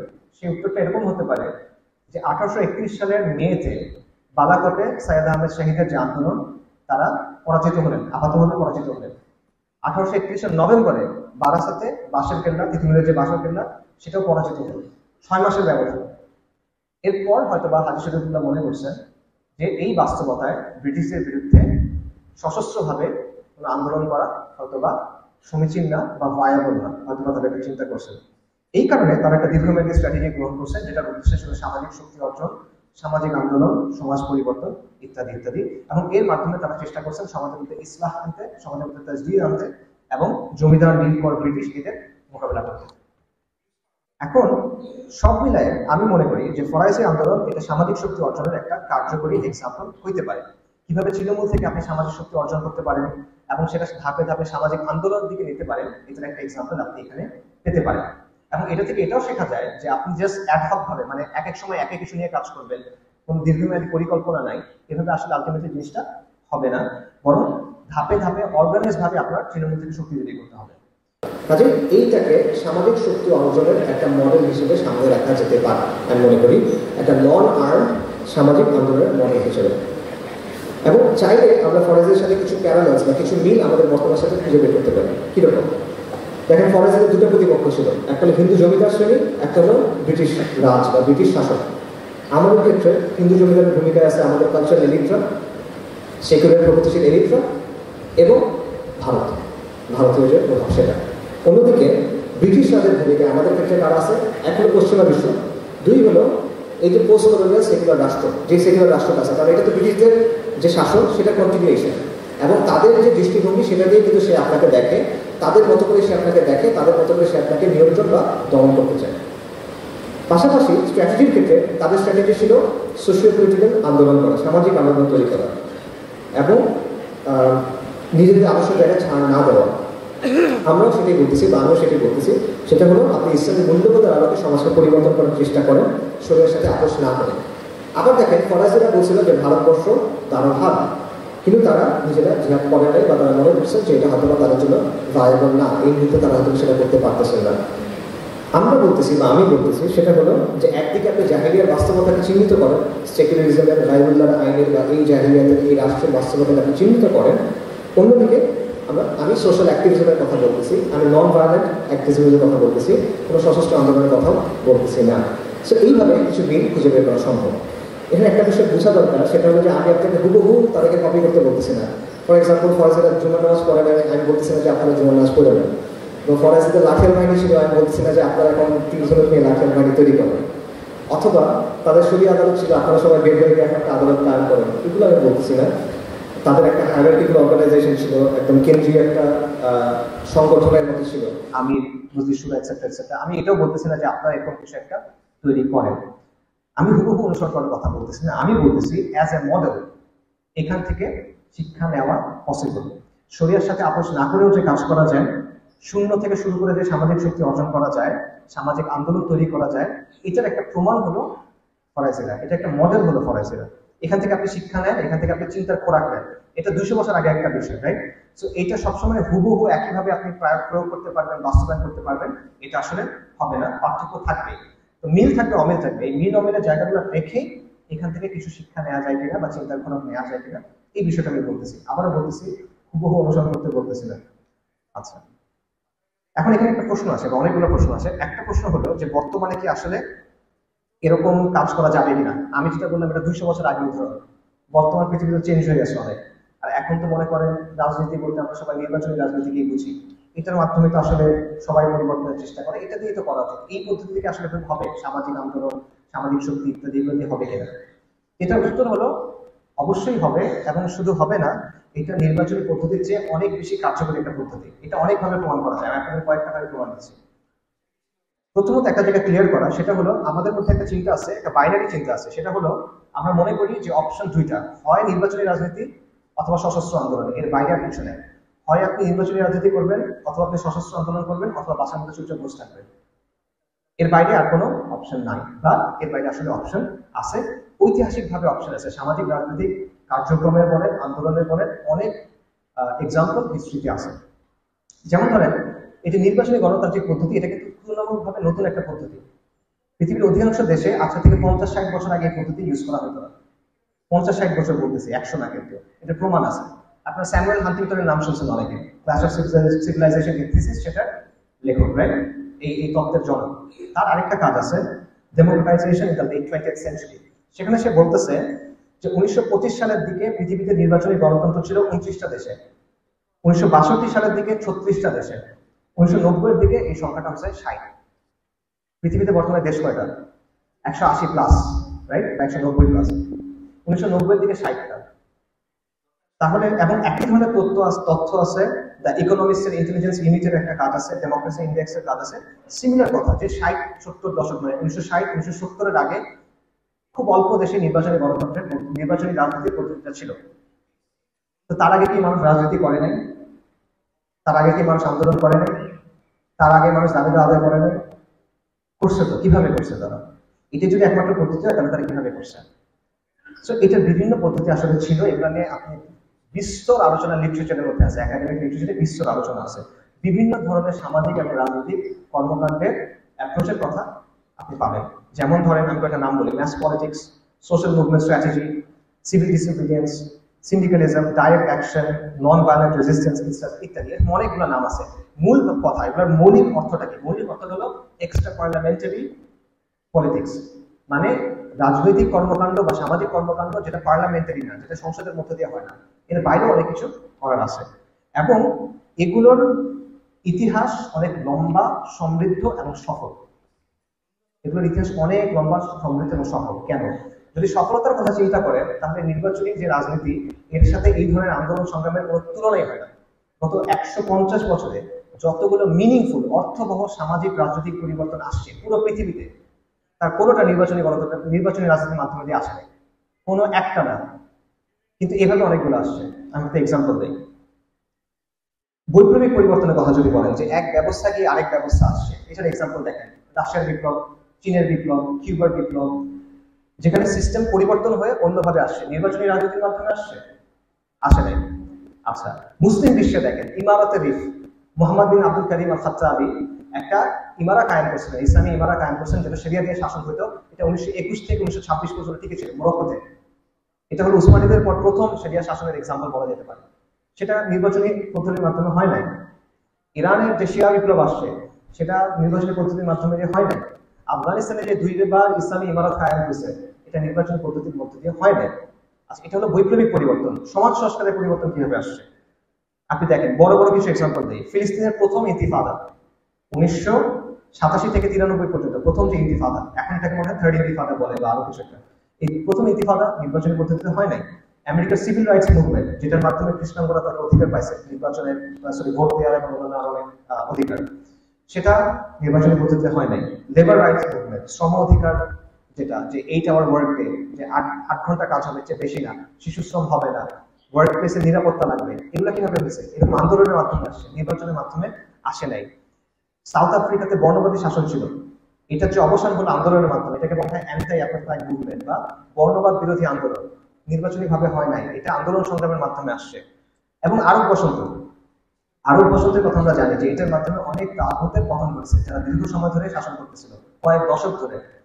তাদের যে পতন ঘটছে সেটা কিন্তু নির্বাচনী গণতন্ত্রের মাধ্যমে হয় নাই বা নির্বাচনী পদ্ধতির মাধ্যমে হয় নাই। বরং এটা বলার সুযোগ আছে যে একবার পতন হওয়ার পর, আন্দোলনের মাধ্যমে পতন হওয়ার পর যখন নির্বাচনে গেছে তখন ওই অর্জনগুলো নষ্ট হয়ে গেছে, এই প্রমাণ আছে। আচ্ছা, সো এইগুলোর উদাহরণ হলো, প্রথমে আমি বৈপ্লবিক পরিবর্তন উদাহরণ দিলাম, এগুলো হলো সংস্কারের উদাহরণ। এখানে আমূল পরিবর্তন আসে নাই এর মাধ্যমে। ফর এক্সাম্পল, আরব বসন্তের মাধ্যমে আমূল কোনো পরিবর্তন আসে নাই, কিন্তু সংস্কার আসছে, কিছুটা হলেও সংস্কার আসছে। এবং এই যতগুলো আন্দোলন করলাম সংস্কারের, এগুলোতে কি পদ্ধতি ছিল? বয়কট, অবস্থান ধর্মঘট, বিক্ষোভ, হরতাল, গণ আন্দোলন, এই টাইপের জিনিসপত্র, সামাজিকভাবে সংগঠিত হওয়া, তৃণমূল থেকে শক্তি তৈরি করা, অর্গানাইজড হওয়া, এই ব্যাপারগুলো ছিল। নির্বাচনী পদ্ধতি ছিল না। সো আমি দুই ধরনের পরিবর্তনের কথা আপনাদেরকে বললাম, একটা হলো বৈপ্লবিক পরিবর্তন, একটা হলো সংস্কারমূলক পরিবর্তন। এই দুই ধরনের কোনোটাই নির্বাচনের গণমাধ্যমে, নির্বাচনী পদ্ধতির মাধ্যমে আসে নাই বললেই চলে। কাজে সামাজিক বলেন, রাজনৈতিক বলেন, দুই ক্ষেত্রে আপনি যদি পরিবর্তন আনতে চান, বৈপ্লবিক বলেন, সংস্কার বলেন, এটা অনেক বেশি ভায়াবল পদ্ধতি, এটা অনেক বেশি ইফেক্টিভ পদ্ধতি। কিন্তু নির্বাচনী পদ্ধতির মধ্যে এরকম কোনো এক্সাম্পল নাই। এবার আমি আপনাকে আমাদের দেশের এক্সাম্পল দিই। আমাদের দেশে যত বড় বড় পরিবর্তন আসছে, 69-এর গণ অভ্যুত্থান, 71, 90-এর গণ অভ্যুত্থান, জুলাইয়ের অভ্যুত্থান, নির্বাচনী পদ্ধতিতে কোনটা হয়েছে বড়? একটা ওইটা নির্বাচন পদ্ধতি হয় নাই। এবং আমরা তো শুনতেছেন, এই কথাটা আপনারা শুনতেছেন না যে সংবিধান ভেঙে তো আমরা অভ্যুত্থান করি নাই, নিয়মের মধ্যে দিয়ে তো আমরা অভ্যুত্থান করি নাই, এই কথাগুলো তো এখন হচ্ছে। এবং একটা আশঙ্কা আছে যে নির্বাচন দিব না, নির্বাচন পরে দিতে হবে। কেন? নির্বাচন দিলে সংস্কার হবে না, তাই না? সো আপনারা যেটাকে মূল পদ্ধতি, মানে আমরা, আমাদের সমাজ যেটাকে মূল পদ্ধতি মনে করে, আবার আমাদের সমাজ থেকেই বলে যে আসলে এটাকে সংস্কারও আসবে। এটা হলো বাস্তব। আর কি এক্সাম্পল লাগবে আপনার কাছে? আপনি বাংলাদেশের ইসলাম পদ্ধতির এক্সাম্পল দেখেন। বাংলাদেশের যে অর্জনগুলো আছে আংশিক অথবা পূর্ণাঙ্গ, এই সবগুলো আসছে গণ আন্দোলনের মাধ্যমে। মুফতি আমির রাহিমাহুল্লাহ, শাইখুল হাদিস রাহিমাহুল্লাহ, আল্লামা আহমদ শফি রহমাতুল্লাহ বা অন্যান্য ইসলাম পন্থীদের যতগুলো আন্দোলন আছে সফল আছে। কোনটা নির্বাচনী পদ্ধতিতে আসছে? তসলিমা নাসরিনের বিরুদ্ধে যে আন্দোলন, এটা কিভাবে হয়েছে? কোথায় হয়েছে? রাজপথে হয়েছে। সিদ্ধ সনদ যে বাতিল করা, কোথায় হয়েছে? গণ আন্দোলন হয়েছে। 2013 সালে যে হেফাজত ইসলামের আন্দোলন, 77 যে আন্দোলন, কোথায় হয়েছে? নির্বাচনী পদ্ধতিতে হয়েছে কিনা? হয় না, গণ আন্দোলনের মাধ্যমে হয়েছে। এগুলো তো অর্জন। আর নির্বাচনী রাজনীতির মাধ্যমে কি পাইছেন আপনি? আপনি কিছুই পাবেন, বরং যারা সফের পোশাকের মানুষ তাদের পোশাকে দাঁড়িয়েছে। এই যে এমন সব মানুষের সাথে জোট করতে হয়েছে, এমন সব দেশকে মেনে নিতে হয়েছে যেটা কোনোভাবেই ইসলামী আদর্শ বলেন, ইসলামী রাজনীতি বলেন বা আলেমানাবাদের যে শান বা মর্যাদা বলেন, সে যায় না। এটা বাস্তবতা, এটা কঠিন বাস্তবতা, যেটা আপনি রেটরিক দিয়ে বা আবেগ দিয়ে বাঁচাতে দিতে পারবেন না। কাজেই নির্বাচনী রাজনীতির তুলনায় এক্সট্রা পার্লামেন্টারি যে পলিটিক্স, এটা সবসময় বেশি সফল এবং কার্যকারী, এটা নানাভাবে প্রমাণ করা যায়। পাশাপাশি নির্বাচনী রাজনীতি নিয়ে তো আসলে আরও অনেক কথা থাকে, যে এখানে মনে করেন থিওলজিক্যাল বা আকাইদিকভাবে সেরিকভাবে বিভিন্ন আপত্তির কথা থাকে। এটা আপাতত আমি আজকে গেলাম না।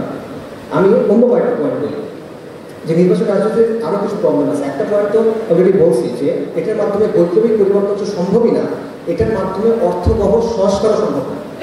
ঠিক আছে, এটার মাধ্যমে বৈপ্লবিক সম্ভব না, অর্থবহ কোনো মিনিংফুল কোনো সংস্কার সম্ভব না। এটা অকার্যকর, অদক্ষ, ইনএফেক্টিভ একটা পদ্ধতি। আরেকটা দুর্বলতা হলো যে এটা আসলে সমাজের, ওই যে বললাম যে সমাজের চিন্তার একটা কাঠামো তৈরি করে দেয়, সেগুলো প্রগতিশীলরা, এটাকে আপনি এটার জায়গা থেকে চ্যালেঞ্জ করতে পারবেন না। কারণটা হলো, একটা কথা আছে, সেটা হলো politics is down stream from culture. মানে হলো সংস্কৃতি আর সমাজ হলো উজানে, আর রাজনীতি হলো ভাটিতে। এখন পানি কি উজান থেকে ভাটিতে আসে না ভাটি থেকে উজানে যায়? উজান থেকে ভাটিতে আসে। সমাজের যে মূল্যবোধ থাকে, সংস্কৃতির যে মূল্যবোধ থাকে, সেটা রাজনীতিকে প্রভাবিত করে। এটার মানে কি? এটার মানে হলো রাজনৈতিক দলগুলো সমাজের মূল্যবোধ দ্বারা প্রভাবিত হয়, তারা সমাজের মূল্যবোধকে পরিবর্তন করতে পারে না। এটা হয় না। এই জন্য আপনি দেখবেন যে যখন সমাজের মূল্যবোধ পরিবর্তন হয়, তখন রাজনৈতিক দলগুলোর কথা পরিবর্তন হয়ে যায়, তাদের ভাষা পরিবর্তন হয়ে যায়, তাদের স্লোগান পরিবর্তন হয়ে যায়, তাদের লেবাস পরিবর্তন হয়ে যায়, তাদের দাড়িটা একটু ছোট হয়, তাদের প্যান্টটা একটু লম্বা হয়। অর্থাৎ রাজনৈতিক দল সবসময় সমাজের প্রচলনকে মেনে নেয়। বিপ্লবী দল না, বিপ্লবী দলের ক্ষেত্রে ব্যাপারটা ডিফারেন্ট। সাধারণ গতানুগতিক রাজনৈতিক দল সবসময় প্রচলনের ভেতরে কাজ করে, এটাই নিয়ম। কাজেই আপনি সমাজের বয়ানকে নিয়ন্ত্রণ করতে পারতেছেন না, সমাজের বয়ান আপনাকে নিয়ন্ত্রণ করতেছে, এটা বাস্তব। কাজেই এরকম যখন আপনি করবেন, তার নিয়মের ভিতরে, তার সীমানার ভিতরে আপনি কাজ করতেছেন, তখন বারবার আপনার নিজেকে পরিবর্তন করতে হবে। তখন আপনার ইসলামিক বিপ্লবের চিন্তা হয়ে যাবে কল্যাণ রাষ্ট্র, ইসলামিক ইকামতের দিনের চিন্তা হয়ে যাবে কল্যাণ রাষ্ট্র, এবং এটা হবে, এটা এই পথের অবধারিত হবে। আচ্ছা, সো আপনি সিস্টেমের সাথে খাপ খাওয়ানোর চেষ্টা করবেন, এবং এটা করতে গিয়ে নিজের আবশ্যক জায়গায় আপনাকে আপোষ করতে হবে, নিজেকে পরিবর্তন করতে হবে। এবং এটাই সবসময় হয়। এটা এমন একটা মেশিন, এই মেশিনের ভিতরে ঢুকলে ওই সাইডে এই জিনিসটাই বাইরে হবে, হাউস অফ স্পেস, এর ব্যতিক্রম কখনো হবেন না। এবং এটা মানুষের মধ্যে কনফিউশন তৈরি করে। আপনি বলবেন যে পশ্চিমা ধর্ম গণতন্ত্র, এটা খুব খারাপ। আপনি বলবেন যে গণতন্ত্র ইসলামের সাথে সাংঘর্ষিক, আবার মানুষ দেখবে যে আপনি ওই পদ্ধতির মধ্যেই গেছেন। কারণ মানুষ কিন্তু এত চিন্তা করবে না, সে দুটা জিনিস একসাথে, বিপরীত জিনিস একসাথে ধারণ করতে পারবে না। এটা নাম আছে কম্পিটিভ ভিজুয়ালাইজ করা। দুটা জিনিস সে ধারণ করতে পারবে না। তখন কি হয়? মুখের কথার বদলে কাজটার উপর সে বাহানো দেয়, এবং তার মধ্যে এটার একটা গ্রহণযোগ্যতা তৈরি হয়ে যায়। এই জিনিসটা, এটা বাস্তবতা, ফাংশনাল একটা অ্যাকসেপ্টেন্স ক্রিয়েট হয়ে যায়। পাশাপাশি এখানে আরও অনেক বিষয় আছে, জোটের রাজনীতির বিষয় আছে, ভোটের রাজনীতির বিষয় আছে। অনেক কথা চাইলেও বলা যায় না, অনেক কাজ করতে চাইলেও বলা যায় না। এবং একটা এক্সাম্পল আছে, আপনারা মনে করেন গত 1 বছর ধরে ফিলিস্তিনে যে গণহত্যা হচ্ছে, এটা নিয়ে বাংলাদেশে কিন্তু যত বড় আন্দোলন হওয়ার কথা ছিল, এরকম কিছু হয় না। এরকম কোনো কিছুই, মানে কোনো কর্মসূচি আসলে হয় না। কেন হয় না? কারণ ওই সময়টা একটা চিন্তা ছিল যে আমেরিকা রাগ করবে।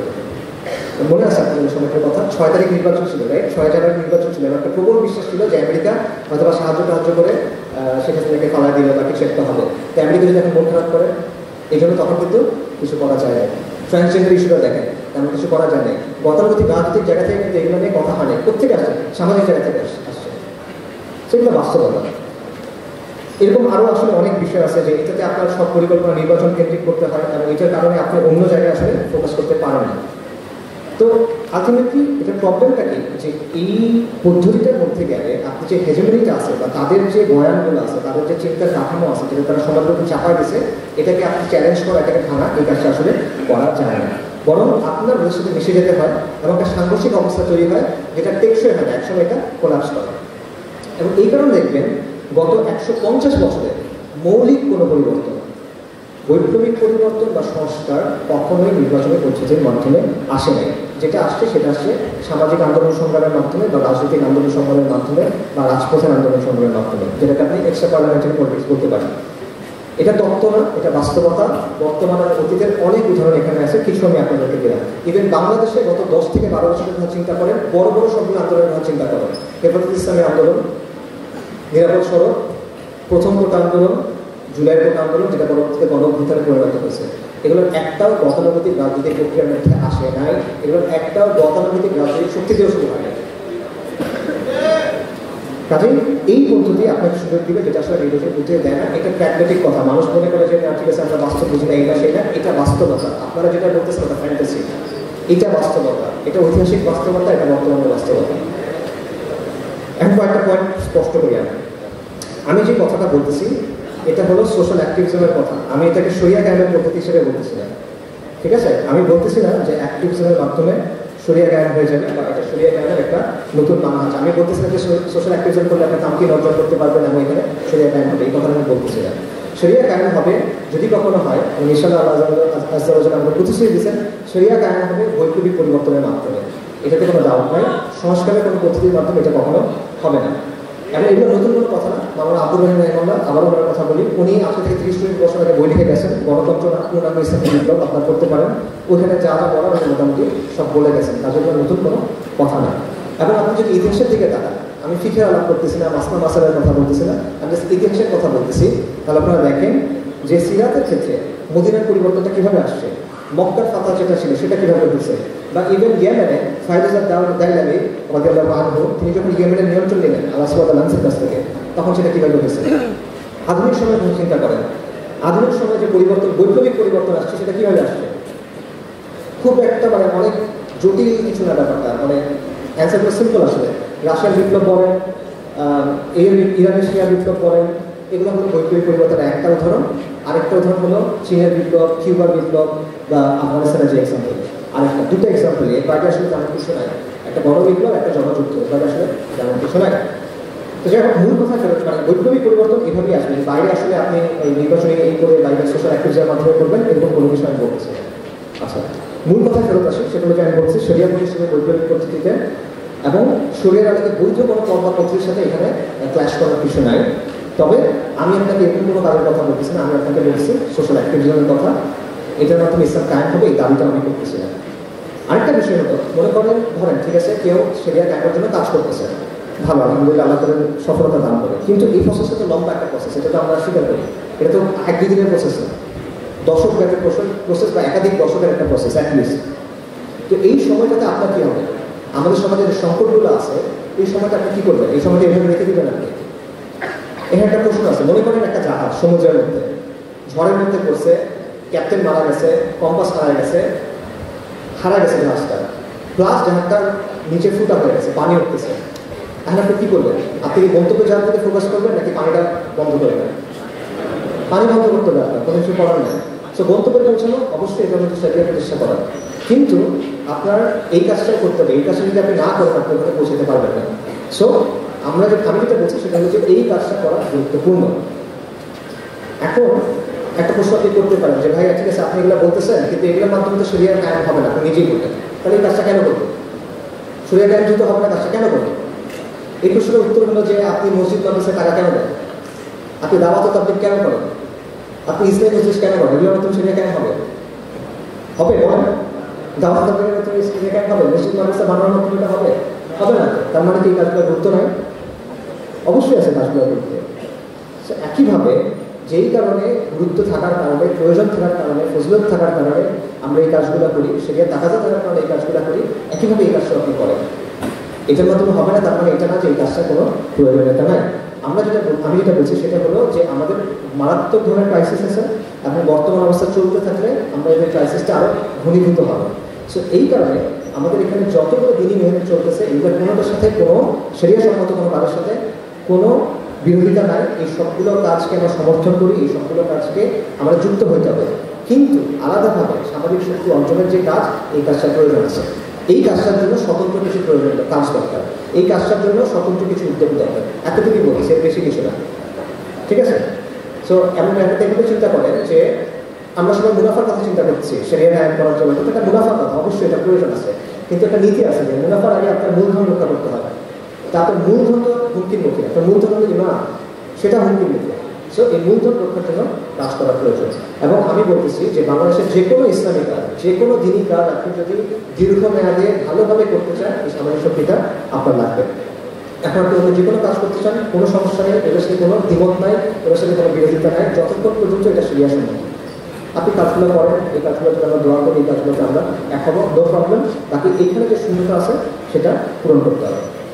আমরা শেষ করি, সেটা হলো যে তারপরও আপনি একটা কথা আমাকে বলতে পারেন যে ভাই ঠিক আছে এত কিছু বললাম, কিন্তু আলটিমেটলি এটা করে তো এন্ড গেমটা কি, এটার এন্ড রেজাল্টটা কি? ঠিক আছে, আপনি এই কাজ করে গেলেন, আপনি সামাজিক শক্তি অর্জন করলেন, তারপরে কি? শরিয়া যদি কায়েম না হয় তাহলে একসময় এটা আবার অবনতির দিকে আসবে, তাই না? হ্যাঁ, আসবে, এটা বাস্তবতা। যতক্ষণ পর্যন্ত শরিয়া কায়েম না হবে আমাদের সমস্যার কোনো স্থায়ী সমাধান আসবে না, এটা স্পষ্ট থাকা উচিত আমার সমাজের কাছে। এবং এটা ফরাইজিদের ক্ষেত্রেও হয়েছে। ফরাইজিদের ক্ষেত্রে আপনারা দেখেন যে তারা সামাজিক শক্তি অর্জন করছে, সামাজিক আন্দোলন বানাইছে, সমাজ পরিবর্তন করছে, কিন্তু কোনো একটা কারণে তারা তামকিন কিন্তু অর্জন করতে পারে না, যেই কারণে পরবর্তীতে আন্দোলন কিন্তু অবনতির দিকে গেছে, আন্দোলন ওই জায়গাতে পরে আগাতে পারে না। আচ্ছা, ডিক্লাইন হয়েছে, এই সম্ভাবনা এখানেও আছে। আপনি যদি সামাজিক শক্তি অর্জন করলেন কিন্তু আপনি শরিয়া কায়েম হলো না, তাহলে এই সম্ভাবনা বা এই আশঙ্কা আছে। কিন্তু আমি মনে করি সেই ক্ষেত্রেও এটা আপনার জন্য বেস্ট অপশন এই কাজটা করা, কারণ আপনার হাতে বিকল্প অপশন কি আছে? আমরা এখন যে কাজগুলো করতেছি এটুকু যদি আমরা করি, নতুন কিছু অ্যাড না করি, তাহলে রেজাল্টটা কি? তাহলে রেজাল্টটা হলো যে অবস্থার অবনতি হবে। আর আমি যেটা বলছি, যদি আপনি এটা করেন, আমি মনে করি এটা আমার প্রস্তাবনা, আপনি ডিমান্ড করতে পারেন, সেটা হলো যে আপনি অ্যাটলিস্ট একটা প্রজন্মের ক্ষেত্রে আপনি অ্যাটলিস্ট এই অবনতিটা কিছুদিন দেরি করাতে পারবেন। এটা হলো একটা সম্ভাবনা, আপনি মিনিংফুল কিছু সংস্কার আনতে পারবেন, ঠিক আছে? অর্থাৎ একটা সম্ভাবনা হলো যে হ্যাঁ, এই কাজটাকে আপনি সামাজিক শক্তি অর্জন করবেন, বাট এরপরে আর আগাতে পারবেন না। আমার অপশন হলো সেই ক্ষেত্রে এটা আপনার জন্য বেস্ট অপশন, কারণ তখনও আপনি মিনিংফুল কিছু সংস্কার আনতে পারবেন। অন্য একটা সম্ভাবনা আছে, সেটা হলো যে সামাজিক শক্তি, সেটা সামাজিক শক্তি থেকে সামাজিক আন্দোলনে যেতে পারে, সেটা সামাজিক আন্দোলন থেকে সমাজ বিপ্লবে যেতে পারে, এবং যদি আল্লাহ চান তাহলে সেটা পূর্ণাঙ্গ বিপ্লব হতে পারে। কিন্তু এটা একটা সম্ভাবনা, এটা নিশ্চয়তা না। মনে করেন এটা একটা মাল্টি স্টেজ প্রসেস। মনে করেন ক্লাস 1 থেকে ডিরেক্ট ক্লাস 10-এ যাওয়া যায় না, আপনার প্রত্যেকটা ক্লাস আলাদা আলাদাভাবে পাস করে ফেলে উঠতে হয়। তো এই ব্যাপারটা এখানে অনেক সময় সাপেক্ষ ব্যাপার, প্রচুর কাজের ব্যাপার আছে, এবং যেটা বললাম যে বক্তা এবং ভক্তের বদলে এখানে আসলে সমাজকর্মী গড়ে তোলার ব্যাপার আছে। তাহলে হয়তো আমরা সেই বিষয়টা নিয়ে চিন্তা করতে পারবো। এবং এই জন্য আমি এখানে সেই কথাটাই বলবো যেটা আপনাকে প্রথম পাবলিক স্পিচে বলছিলাম, যে আপনি সংস্কার চান বা আপনি বৈপ্লবিক পরিবর্তন চান, দুটোর জন্যই আপনার সামাজিক শক্তি অর্জন করতে হবে। আপনি অর্থবহ সংস্কার চান অথবা আপনি বিপ্লবের স্বপ্ন দেখেন, যেটাই আপনি চান, দুটোর জন্যই এই কাজটা আপনাকে করতে হবে। পাশাপাশি আমি মনে করি যেটা আসলে অনেক দূরের একটা বিষয়। আপনি যদি ক্লাস 1-এ পড়েন তাহলে আপনার পিএইচডি পড়াশোনা নিয়ে চিন্তা করার দরকার নেই। আপনি যদি ইন্টার পাস করেন, আপনি ইউনিভার্সিটিতে ভর্তি হয়েছেন, তখন আপনি হয়তো পিএইচডি পড়াশোনা নিয়ে চিন্তা ভাবনা করবেন। এগুলো বর্তমানে এটা উইশফুল থিঙ্কিং আমার মতে। এবং আমাদের একটা ব্যাপার আছে, সেটা হলো আমরা জাতিগতভাবে জল্পনা কল্পনা করা একটু বেশি পছন্দ করি, আলাপ আলোচনা করা একটু বেশি পছন্দ করি, আকাশকুড়ি কল্পনা করা একটু বেশি পছন্দ করি, কিন্তু কাজ করতে পছন্দ করি না। সো এই জন্য আমি মনে করি যে এই প্রবণতা থেকে বের হয়ে এসে এখন আপনি কী করতে পারবেন, কীভাবে কাজ শুরু করতে পারবেন, এই জায়গাটাতে ফোকাস করা উচিত। আপাতত যেটা প্রাথমিক কাজ সেটাতে ফোকাস করা উচিত। সো ফাইনাল কথা যেটা, সেটা হলো যে আলটিমেটলি আমরা যদি সেকুলার প্রগতিশীলদের যে সামাজিক আধিপত্য বা কালচারাল হেজেমনি আছে এটা না ভাঙি, আমরা যদি সমাজের মনোজগতে যে পরিবর্তন আনা দরকার সেটা যদি না আনতে পারি, এবং আমরা যদি সামাজিক শক্তি অর্জন না করি, তাহলে ক্ষমতার যতই পালাবদল হোক আমাদের অবস্থা ক্রমশ দুর্বল হতে থাকবে। আপনি এখন মনে করছেন আপনার অবস্থা খুব ভালো, আপনি কয়েকদিন পরে একটা কী অবস্থা হয়, এই দুর্বলতা থাকবে, কারণ একটা সিস্টেমেটিক প্রবলেম, এটা একদিন দুদিনের প্রবলেম না। এবং কী হবে, নির্বাচনের সময় আসবে, রাজনীতিবিদদের মাথায় টুপি উঠবে, কারো মাথায় হিজাব উঠবে, কারো হাতে তসবি উঠবে, সে আপনার অনেক প্রতিশ্রুতি দিবে, সে আন্দোলনের জন্য ইসলামী দলকর্মীদের রাস্তায় নিয়ে যাবে, তারা সেখানে জান দিবে, কিন্তু আলটিমেটলি রেজাল্ট আসবে না। বড় কী হবে, কারো অখণ্ড ভারতের স্বপ্ন নিয়ে সে বাস্তবায়ন করতে চাইবে, অথবা তারা সন্ত্রাসের বিরুদ্ধে যুদ্ধের স্বপ্ন নিয়ে তারা কাজ করতে চাইবে। আপনি একবার ভারতের গোলামের মধ্যে ঢুকবেন, অথবা আপনি একবার আমেরিকার গোলামের মধ্যে ঢুকবেন, এই চক্রটা চলতে থাকে। তো এই চক্রটা ভাঙা সম্ভব, এই ভাঙা সম্ভব। সেটা কীভাবে সম্ভব? আমি মনে করি এটা সম্ভব এইভাবে, সামাজিক শক্তি অর্জনের মাধ্যমে। এটা আমার প্রস্তাবনা। যাদের প্রশ্ন আছে, অনেকের সন্দেহ আছে আমার কথাবার্তা নিয়ে, এটা this is your answer, this is my answer, this is my proposal, এটা হলো আমার কথা। এখানে স্পষ্ট সব কিছু, গোপন কোনো কিছু নাই। এখন দেখেন আপনারা যেটা ভালো মনে করেন। আর আপনার ডিসিপ্লিন করতে পারেন, অবশ্যই ডিসিপ্লিন করতে পারেন, এটা আমি আমার চিন্তা করলাম। আপনি এখানে দিনের কিছু করতে পারেন, কোনো প্রবলেম নেই। বা একটা জিনিস মাথায় রাখেন যে আমাদের অল্টারনেটিভ দরকার, আমাদের বিকল্প দরকার। যেভাবে সব কিছু চলতেছে এইভাবে যদি চলে, আপনি একটা মহা সংকটের মধ্যে গিয়ে পড়বেন। আপনার অবস্থা হলো একটা ইঁদুরের মতো যে একটা খাঁচার মধ্যে আছে। খাঁচাটা অনেক বড় হইতে পারে, খাঁচাটা এসি দেওয়া হইতে পারে, খাঁচার মধ্যে অনেক চমৎকার খাওয়া দাওয়া থাকতে পারে, খাঁচাটার আয়তন অনেক বড় হয়েছে, কিন্তু স্টিল একটা খাঁচা। আপনি এখানে নিয়ন্ত্রিত, আপনি এখানে নিয়ন্ত্রণ করেন না, এটা হলো বাস্তবতা। সো আপনার চিন্তা করতে হবে এই খাঁচা থেকে আপনি কীভাবে বের হবেন। আপনার অবস্থা হলো আপনি একটা বাড়ির মধ্যে আছেন, আপনার কাছে আলিশান বাড়ি মনে হতে পারে, কিন্তু এই বাড়ির ফাউন্ডেশন থেকে দুর্বল হয়ে গেছে, এটা যে কোনো মুহূর্তে ভেঙে পড়বে, এবং এটা ক্ষয় হচ্ছে, এটা ভাঙবে, এটা অনিবার্য ব্যাপার একটা। সো এই বিষয়টা নিয়ে আপনার চিন্তা করতে হবে, এই বিষয়টা আপনার সলিউশন করতে হবে। তো আমার